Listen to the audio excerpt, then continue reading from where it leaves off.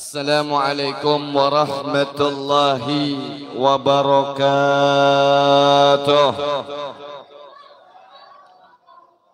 Bismillahirrahmanirrahim. Alhamdulillah.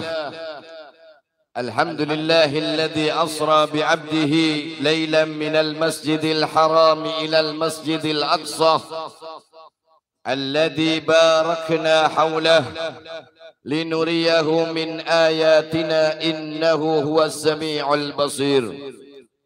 Allahumma salli wa sallim wa syarrif wa karrim wa addim ala sayyidina wa maulana Muhammad salatan takunu likulli usrin yusrah wa likulli hammin farajan wa likulli da'in dawa ولكل سقام شفاء وعلى آله وصحبه وبارك وسلم أما بعد. Para alim ulama, segenap para tokoh-tokoh agama yang saya cintai dan saya muliakan, para tokoh-tokoh masyarakat, ketua RW, ketua RT dan ketua lingkungan yang saya hormati, wabil khusus segenap pengurus dan takmir Musalla Baitur Rahmah yang saya banggakan, hadirin wal hadirat, jamaah majlis peringatan Isra dan Mi'raj Nabi besar Muhammad sallallahu alaihi wasallam yang semoga dan senantiasa di dalam lindungan dan rahmatnya Allah. Alhamdulillah wa syukurillah. Kita awali dengan senantiasa memanjatkan puji syukur kita kehadirat Allah Subhanahu wa taala yang telah memberikan kepada kita berbagai nikmat dan karunia-Nya sehingganya kita semua bisa berhadir di majlis ini dalam keadaan sehat walafiat. Mudah-mudahan dengan barokahnya dan kemuliaan majlis ini Allah Subhanahu wa taala memandang kita semuanya dengan pandangan rahmatnya, dengan pandangan kelembutannya, dengan pandangan kasih sayangnya, sehingganya Allah berkenan untuk mengampuni semua dosa dan kesalahan-kesalahan kita, menutupi semua aib, cacat dan kekurangan kita, serta Allah kabulkan semua hajat-hajat kita, hajatud dunya bil maisarah wa hajatul akhirah bil maghfirah. Salawat serta salam semoga senantiasa tercurah atas junjungan alam baginda Rasul Muhammad sallallahu alaihi wasallam beserta kepada keluarga beliau yang suci, kepada para sahabat beliau yang terpilih, serta kepada orang-orang yang mengikuti beliau hingga yaumil qiyamah nanti.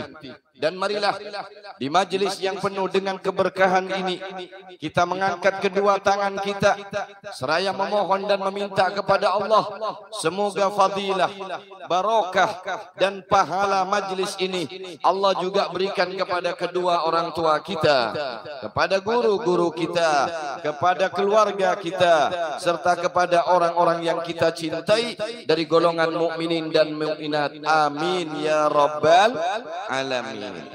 Ma'asyiral hadirin wal hadirat yang dimuliakan oleh Allah. Di dalam satu riwayat diceritakan bahwa dahulu kala ada seorang yang alim luar biasa.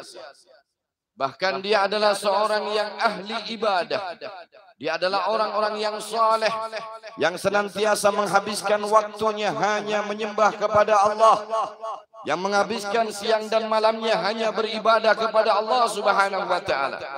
Suatu saat si ahli ibadah ini berangkat menuju satu tempat. Kebetulan tempat itu adalah sebuah bukit yang agak tinggi. Ketika dia berada di tempat itu, maka dia pun beribadah kepada Allah. Bibirnya tak pernah berhenti berzikir kepada Allah. Hatinya terus bermunajat kepada Allah. Siang dan malam yang seperti ini selalu dilakukannya. Karena memang dia adalah orang-orang yang soleh. Dia adalah orang-orang yang ahli zikir dan ahli ibadah. Di lain tempat, di bawah bukit ada seorang pemuda yang penuh dengan dosa dan maksiat. Si pemuda yang banyak dosa dan maksiat tadi ini, dia berkeinginan untuk mendekati seorang yang ahli ibadah. Dalam hatinya berkata, "Ya Rab, Aku berniat untuk mendekati seorang hambamu yang soleh. Aku berniat untuk mendekati seorang yang ahli ibadah kepadamu, dengan tujuan dan maksud agar engkau ridho kepadaku dengan barokahnya orang-orang yang soleh, barokahnya orang-orang yang ahli ibadah. Maka pemuda yang banyak dosa dan maksiat tadi mencoba untuk mendekatinya. Ketika pemuda tadi lebih dekat kepada orang yang ahli ibadah tadi, tergeraklah dalam hati si ahli ibadah. Tergeraklah dalam hatinya dan berkata dalam hatinya, siapa orang ini? Siapa pemuda ini? Yang banyak dosa, yang banyak maksiat, ngapain dia dekat dengan saya? Ngapain dia dekat dengan saya? Apakah dia tidak tahu kalau saya ini ahli ibadah? Kalau saya ini adalah orang yang soleh, kalau saya ini adalah orang yang alim, sehingga hatinya seakan-akan menolak untuk didekati orang-orang yang berdosa. Hatinya seakan-akan menolak untuk didekati oleh orang-orang yang ahli maksiat. Saudaraku yang dimuliakan oleh Allah, karena ibadahnya orang tadi, karena kesolehannya orang yang alim tadi, sampai-sampai diberikan oleh Allah Subhanahu wa taala sebuah karomah. Di antara karomah yang dia miliki adalah kemanapun dia berjalan selalu dinaungi oleh awan. Sehingganya orang soleh tadi ini gak pernah kepanasan matahari, karena awan selalu menaunginya. Tetapi tidak untuk saat itu, saudara. Ketika orang si pendosa tadi mencoba mendekat, mengambil berkah kepada orang-orang soleh agar Allah memandangnya dengan keridhoannya, sementara orang yang ahli ibadah tadi dalam hatinya enggan untuk didekati orang yang berdosa, lalu kedua-duanya sama-sama pulang. Orang yang ahli ibadah pulang ke rumahnya, dan orang yang pendosa pun pulang juga ke rumahnya. Apa yang terjadi, saudaraku? Sedikit saja ada perkataan tersirat dalam hatinya orang-orang yang soleh tadi itu, Allah langsung cabut karomahnya. Allah langsung cabut kemuliaannya. Maka ketika dia pulang ke rumahnya, awan tidak lagi menaunginya. Tetapi sebaliknya, karomah itu Allah berikan kepada si pemuda yang banyak dosa. Ketika pemuda si banyak dosa tadi itu pulang, dia heran, awan selalu mengikutinya. Setiap harinya awan mengikutinya. Saudaraku yang dimuliakan oleh Allah, peristiwa Isra dan Mi'raj Nabi besar Muhammad SAW mengajarkan kepada kita begitu pentingnya kesucian sebelum kita berjumpa dengan Allah Subhanahu wa taala. Sebagaimana diisyaratkan dalam peristiwa Isra dan Mi'rajnya Nabi Muhammad SAW, Rasulullah diberangkatkan dalam perjalanan Isra itu dari masjid menuju masjid, masjid tempat sujud, masjid tempat yang suci. Ketika kita berada dalam masjid, tentu semua orang mengatakan itu adalah tempat yang suci dan orang-orangnya adalah orang-orang yang suci. Tapi pelajaran yang kedua, Jibril mengatakan, ketika Rasulullah berbaring dalam Masjidil Haram, Jibril membangunkannya, lalu Jibril menuntunnya, dan Jibril membelah dadanya, lalu kemudian mengeluarkan isi hatinya, dan Jibril mencucinya dengan air Zam-Zam. Sebagian riwayat mengatakan dengan air dari telaga Al-Kautsar. Bukankah Nabi adalah orang yang suci? Bukankah Nabi juga sudah berada di tempat yang suci, yakni masjid, minal masjidil haram ilal masjidil aqsa. Tapi kenapa Jibril kemudian membedah dada Nabi, lalu mengeluarkan hatinya dan mensucikannya? Bukan berarti Rasulullah kotor hati, saudaraku. Al-Habib Ali bin Muhammad Al-Habsyi mengatakan yang dikeluarkan dari dalam tubuh Nabi bukanlah kotoran, tetapi kesucian yang ditambah lagi dengan kesucian. Namun ini menjadi tarbiyah penting buat kita semuanya, bahwa sesungguhnya janganlah engkau hanya mensucikan akan dohirmu saja, namun sesungguhnya orang yang diterima dan diridhoi oleh Allah adalah orang-orang yang pandai mensucikan akan hatinya. Ketiga, di saat Rasulullah SAW sudah disucikan oleh malaikat Jibril dengan air air Zam-Zam, lalu kemudian Jibril memberikan minum kepada Nabi Muhammad SAW. Yang pertama, minuman bernama susu. Yang kedua adalah air putih. Dan yang ketiga adalah khamar atau arak. Rasul meminum susu sampai habis. Dan meminum air putih tinggal sedikit. Lalu menolak minuman khamar. Saudaraku, orang yang mau menuju Allah harus punya bekal. Bekal yang digunakannya adalah bekal yang harus suci dan bekal yang dipakainya harus yang halal. Kalau kemudian kita gunakan bekal yang haram, nggak bakalan nyampe kepada Allah. Walaupun kita sujudnya 1000 rakaat, puasanya saben hari, tapi makanan yang dimakannya makanan yang haram, pakaian yang dipakainya adalah pakaian yang haram, tempat yang ditempatinya adalah tempat yang haram, maka tidak akan sampai kepada Allah. Kenapa? Karena Allah suci. Maka tidak menerima sesuatu kecuali yang suci. Baru yang kelima, Nabi SAW diajak oleh Jibril untuk mengunjungi beberapa tempat-tempat yang penuh dengan keberkahan. Karena di tempat itu ada min atharil anbiya. Ada asar-asar para nabi. Rasulullah tidak langsung ke Masjidil Aqsa, tetapi Rasul berkunjung dulu satu tempat, namanya yang pertama Ardun Thayyibah, Madinah Al-Munawwarah. Lalu berkunjung lagi ke satu tempat, namanya Baitul Laham. Berkunjung lagi satu tempat, namanya Bukit Tursina, Muqaddasituah. Di situ Bethlehem, tempatnya kelahirannya Nabi Allah Isa alaihissalam. Muqaddasitua atau Bukit Tursina adalah tempat di mana Nabi Allah Musa alaihissalam berdialog langsung dengan Allah Subhanahu wa taala. Baru sampai lagi ke satu masjid namanya Masjidil Aqsa. Ada pelajaran penting. Orang-orang yang mau menuju kepada Allah ini nggak bisa sendirian semaunya sendiri. Bikin syariat sendiri, bikin aturan sendiri, enggak bisa. Mereka harus dalam bimbingan Rasul, orang yang paling mulia. Tetapi Allah memberikan kabar kepada kita agar mengambil pelajaran. Rasul pun dibimbing oleh malaikat yang bernama malaikat Jibril alaihis salam. Walaupun Nabi adalah seorang yang paling mulia di antara semua makhluknya Allah, ahsanan nasi khuluqan wa khalaqa, tapi Nabi tidak pernah melupakan untuk memuliakan dan menghormati hamba-hamba Allah yang lain. Bahkan dari bekas-bekasnya Nabi pun mengunjunginya, dan di setiap tempat itu Nabi pun sholat 2 rakaat. Bethlehem Rasulullah sholat 2 rakaat. Di Baitul Maqdis Rasulullah salat 2 rakaat. Kemudian di Bukit Tursina Rasulullah salat 2 rakaat. Ketika itu tanya Jibril, ini tempat apa ya Nabi Isa? Rasul pun berdoa dengan keberkahan Nabi Isa. Ini tempat apa ya Jibril? Musa berbicara dengan Allah. Rasul pun berdoa kepada Allah dengan keberkahan Nabi Musa.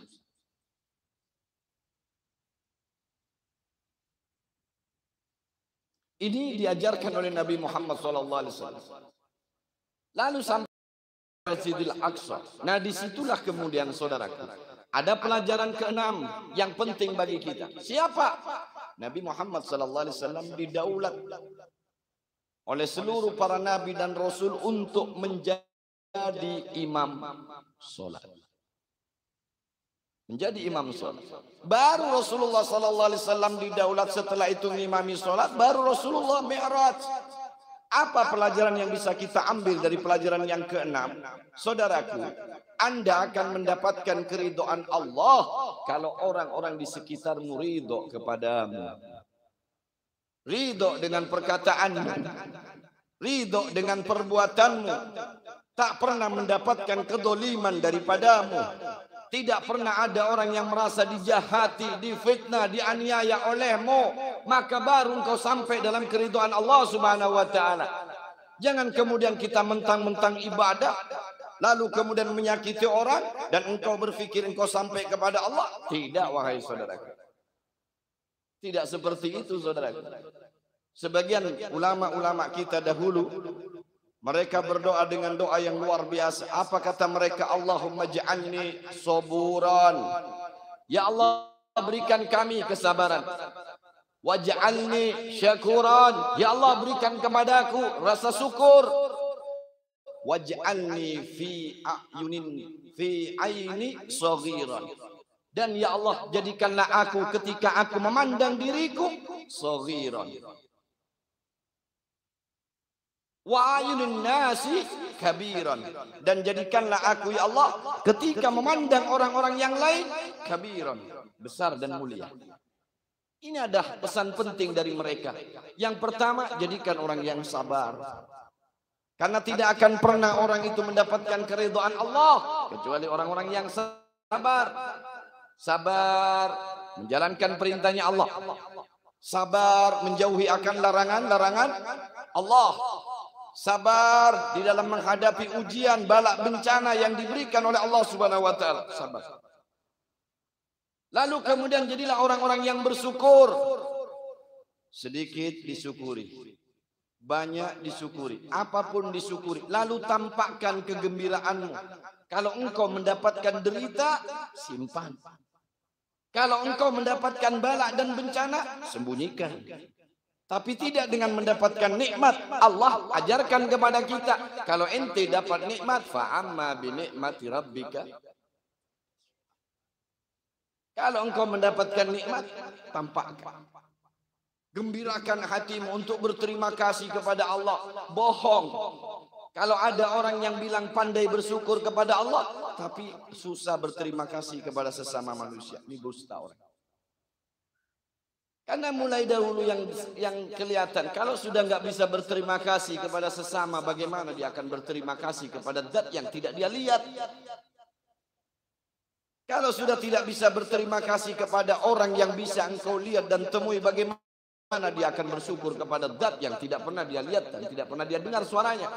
Oleh karena itu, berterima kasih kepada sesama menunjukkan bahwa orang ini adalah syakir, orang yang pandai bersyukur kepada Allah Subhanahu wa taala. Kemudian, ya Allah, jadikanlah mataku kalau memandang diriku ini kecil. Di antara semua banyak orang yang di sini, katakan dalam hati kita bahwa kitalah yang paling kecil. Kitalah yang paling hina.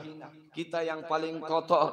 Kita yang paling banyak dosa. Lalu tundukkan kepala kita di majelis-majelis yang semacam ini. Seraya hati kita terus bertobat kepada Allah Subhanahu wa taala, meminta ampunan Allah dan meminta keridhaannya Allah Subhanahu wa taala. Sehingganya tidak ada rasa congkak, tidak ada rasa sombong sedikit pun dalam hati kita kepada orang-orang yang di hadapan kita, kecuali mata kita selalu memandang mereka lebih mulia dari kita, mereka lebih terhormat dari kita, mereka lebih baik dari kita, mereka lebih banyak amalnya daripada kita, mereka lebih pantas untuk mendapatkan kemuliaan dari kita. Ini yang diajarkan oleh ulama-ulama kita, mengikuti daripada akhlak baginda Nabi Muhammad sallallahu alaihi wasallam. Ini diajarkan oleh Rasulullah sallallahu alaihi wasallam. Lalu kemudian saudaraku, orang-orang sebelum kita, wa kanu min qablana yatasawna. Dan adapun daripada umat-umat sebelum kita, mereka itu terbiasa untuk saling yatasawna, untuk saling berwasiat satu dengan yang lain. Apa yang mereka wasiatkan? Dikutip oleh Al-Imam An-Nawawi Al-Bantani Al-Jawi. Beliau mengatakan ada 3 hal yang beliau tulis menjadi wasiat daripada ulama-ulama sebelum kita. Jadi kalau punya teman, saling kirim WA, saling kirim chattingan, saling kirim surat untuk berwasiat. Apa yang mereka wasiatkan? Satu, yang mereka wasiatkan pertama kali adalah man amila li akhiratihi, barang siapa orang yang berbuat amal untuk akhiratnya semata-mata. Dicatat nggih, barang siapa orang yang berbuat amal untuk akhirat. Kenapa? Karena banyak kita berbuat amal tapi untuk tidak akhirat. Untuk urusan dunia. Dan rugi kita, mendapatkan kerugian. Barang siapa yang berbuat amal untuk akhiratnya, maka Allah Subhanahu wa taala akan menanggung. Kafahullahu, akan dicukupkan oleh Allah Subhanahu wa taala min umurid dunya, dalam semua urusan dunia ini. Amal diurusin sama Allah semuanya. Apa lagi? Tapi satu kunci, siapa orang yang betul-betul beramal untuk akhirat. Yang kedua, mereka semua saling berwasiat. Apa wasiat mereka yang kedua? Barang siapa man aslaha sariratahu aslahallahu alaniyatahu. Barang siapa yang betul-betul memperbaiki keadaan batinnya, maka Allah akan memperbaiki keadaan dohirnya. Rumah itu dohir, badan itu dohir, kekayaan itu dohir, istri itu dohir, anak itu dohir, bisnis itu dohir, pekerjaan dohir. Siapa orang yang memperbaiki urusan hatinya, maka Allah perbaiki semua urusan yang dohir. Keluarganya diperbaiki, anak-anaknya yang macal diperbaiki, bininya nang cerewet, nang berani lawan suami diperbaiki, bisnisnya yang sering gagal, jatuh, bangun diperbaiki, pekerjaannya yang susah diperbaiki, rezekinya yang ngalih diperbaiki sama Allah. Kenapa? Karena dia beramal, telah membersihkan batinnya, maka tugas Allah membersihkan dan memperbaiki keadaan yang dohir, insya Allah. Yang ketiga dan yang terakhir dikatakan man aslaha ma bainahu wa bainallah aslahallahu ma bainahu wa bainan nas. Siapa orang yang memperbaiki hubungannya dengan Allah, maka Allah akan memperbaiki hubungan dia dengan sesama manusia. Minta saja sama Allah. Punya tetangga susah, minta sama Allah. Punya istri cerewet, minta sama Allah. Punya gangguan dari orang lain, mintalah sama Allah. Karena Allah yang punya hati semuanya. Mintalah sama Allah yang memegang hati, agar Allah memperbaiki semua keadaan kita, insya Allah. Dengan apa kita memperbaikinya? Allah Subhanahu wa taala telah memberikan kepada kita, umatnya Nabi Muhammad SAW, hadiah yang terbesar. Dan ini adalah jalan bagi kita untuk menyelesaikan permasalahan kita, apapun permasalahannya. Baik itu urusan agama, baik itu urusan dunia, ataupun itu urusan akhirat. Baik itu urusan yang batin, maupun urusan yang sifatnya lahir. Apa kata Allah? Wasta'inu bis-sabri was-salah. Dan mintalah engkau pertolongan kepada Allah Subhanahu wa taala bis-sabri, dengan rasa sabar, wassalah, dan dengan solat. Maka apapun keperluanmu, solatlah engkau. Apa alasannya? Ya, ternyata di dalam solat itu ada satu gerakan, yang mana gerakan itu termasuk gerakan yang menyebabkan seorang hamba itu paling dekatnya dengan Allah Subhanahu wa taala. Sehingganya tidak ada dan tidak ada penerjemah di antara keduanya. Siapa? Hamba dengan Allahnya. Kapan? Waktu sujud. Waktu sujud itu saat engkau paling dekatnya dengan Allah. Kalau kita sudah dekat dengan Allah Subhanahu wa taala, mau apa? Kita cukup berbisik saja sama Allah. Kalau kita sudah dekat dengan Allah, Allah kenal dan kita pun tahu Allah, maka apapun yang kita perlukan Allah kasih. Oleh karena itu saudaraku, kayak apapun keadaan kita, seperti apapun sibuknya kita, jangan tinggalkan solat. Karena solat ini kata Nabi SAW merupakan tali, ya, tali yang akan menghubungkan kita dengan syafaatnya Nabi Muhammad SAW. Salat ini adalah tali yang paling besar yang akan menghubungkan diri ini dengan syafaatnya Nabi Muhammad. Siapa yang telah memutus tali-tali salatnya, maka mereka dengan sengaja telah memutus tali-tali syafaatnya Nabi Muhammad SAW. Dalam satu hadis mengatakan, kata Rasul, aku berlepas tangan. Artinya apa? Tidak mau bertanggung jawab. Dengan siapa ya Rasul? Dengan orang yang tidak melaksanakan sholat dengan sengaja. Tarikus sholat. Rasulullah berlepas tangan. Kedua, orang yang sholat ini mendapatkan surat resmi dari Allah bahwa Allah wajib. Dicatat baik-baik ya. Dia orang yang sholat karena Allah dapat surat resmi dari Tuhan yang isinya adalah bahwa Allah wajib memasukkan orang tersebut ke dalam surga. Ini orang yang sholat. Jadi kalau Anda sholat, Anda sudah punya surat perjanjian yang mana pihak pertama, yaitu Allah, wajib memasukkan pihak kedua ke dalam surga. Mudah-mudahan kita istiqomah. Anak-anak kita istiqomah. Rabbana hablana muqimas salata wa min dzurriyyatina wa taqabbal du'a. Insyaallah. Tapi orang yang enggak sholat, nah sekarang ada yang enggak sholat, Ustaz saya enggak sholat tapi saya Islam, bagaimana nanti nasib saya? Itu sama dengan orang mau berangkat sudah divaksin, yang satu belum. Yang udah divaksin kedua bebas aja, tinggal nunjukin saja, nih Pak saya sudah divaksin, masuk. Yang belum divaksin dicucuk dulu. Kayak itu juga orang yang tidak sholat. Orang yang tidak sholat ini, ya kalau dia untung Allah ampuni. Kalau tidak Allah gebukin. Kan tidak jelas. Lebih baik kita cari yang jelas. Oleh karena itu ayo saudaraku, terutama yang dekat dengan musola Baitur Rahmah, ayo ramaikan musola ini dengan solat berjamaah. Karena tidaklah sempurna solatnya orang yang bertetangga dengan masjid atau musola kecuali solatnya di masjid dan di musola. La solata li jaril masjid illa fil masjid. Tidak sempurna solatnya orang-orang yang berjiran dengan masjid kecuali solatnya di masjid. Ini untuk bapak-bapaknya. Kalau ibu-ibunya solat di rumah afdal. Semakin tersembunyi perempuan semakin afdal. Jadi kalau ada orang-orang yang dekat dengan musola tapi nggak mau sholat di musola, besok nggak usah pakai celana, besok nggak usah pakai sarung, pakai daster saja. Karena dia adalah suami-suami yang solehah.